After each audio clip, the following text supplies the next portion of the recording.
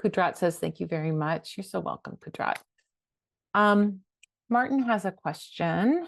I'm going to try to do my lucky money frog spell kit that I purchased, but I would like to know when is the right time to do it. I mean, the right moon time, and if I can do it in the night too.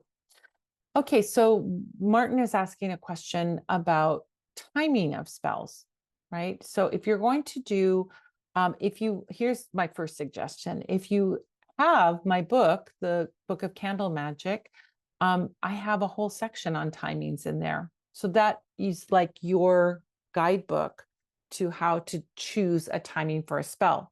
So I don't have a spell recipe in there. This is so funny. I read a review of the book and someone said there weren't enough recipes in there. I go, that's the whole point of the book, is not to have a bunch of recipes, is to give you the tools to make your own recipes. But the person who left that review missed the point, I guess. So you have, instead of someone telling you, do this color candle on this day at this time, use this thing, and this is your spell. It's like, oh, you can create your own spell with this book, right? So it will tell you what timing you can use, all kinds of possibilities of timings that you can use.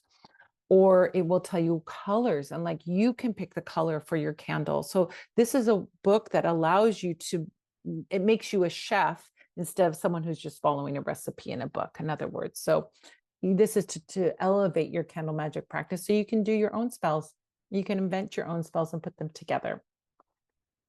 So Martin is saying, I'm going to try and do my lucky money frog spell kit that I purchased, but I would like to know when is the right time to do it.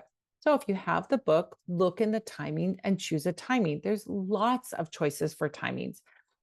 Now, the first thing I will say is if you need something right now, you don't need to worry about the timing. Do your spell right now. If you need something right now, do your spell right now. Don't wait 2 weeks for the moon to be in the right moon phase for you to do your spell, or just do it now. But if you do have the luxury of choosing a time, and it sounds like, Martin, you're choosing a time, you want to choose an optimal time for doing this spell work, then you can choose to do it at a certain time, and you have lots of choices. First choice you can do is choose a moon phase, waxing moon or waning moon. Each of these moon phases takes 2 weeks. The waxing moon is when the moon, the light of the moon, appears to be getting bigger and bigger in the sky. Waning phase is after the full moon, before the new moon, after the full moon, when the moon appears to be getting smaller and smaller in the sky. So waxing moon, moon light gets bigger and bigger each day, is a time of increase. It's a time of drawing things in. Waning moon is when we get rid of something or we're sending something away. So if you want to send away poverty with your spell, you could do it during the waning moon, but I think most lucky money frog is for bringing in money. So you could do it during the waxing moon phase, anytime. These phases take 2 weeks each, so you could do it during those times. Another thing you could do is choose a day of the week, days of the week for different blessings, right?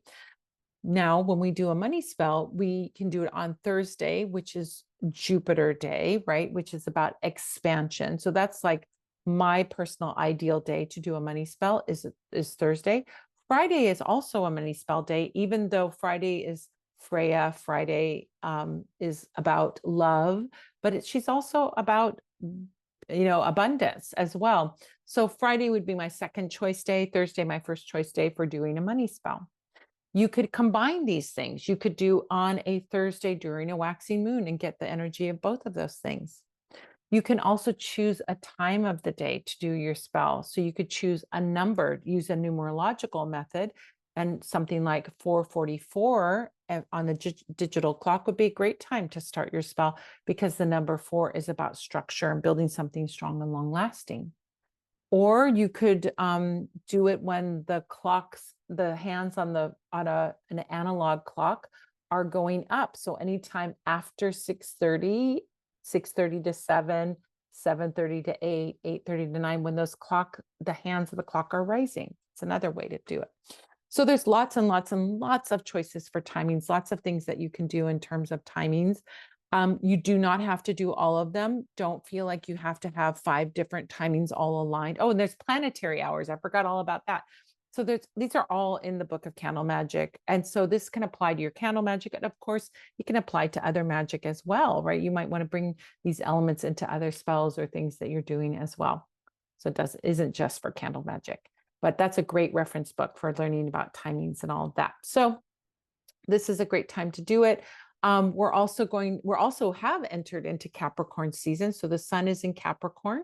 So this is a great time for building wealth. You can time it by the astrology of the moon. I mean, there's a bunch of ways that you can time a spell. So think about like pick one or maybe two at the most, and then work with those timings to find your ultimate timing. But that's a great way to work. Yeah.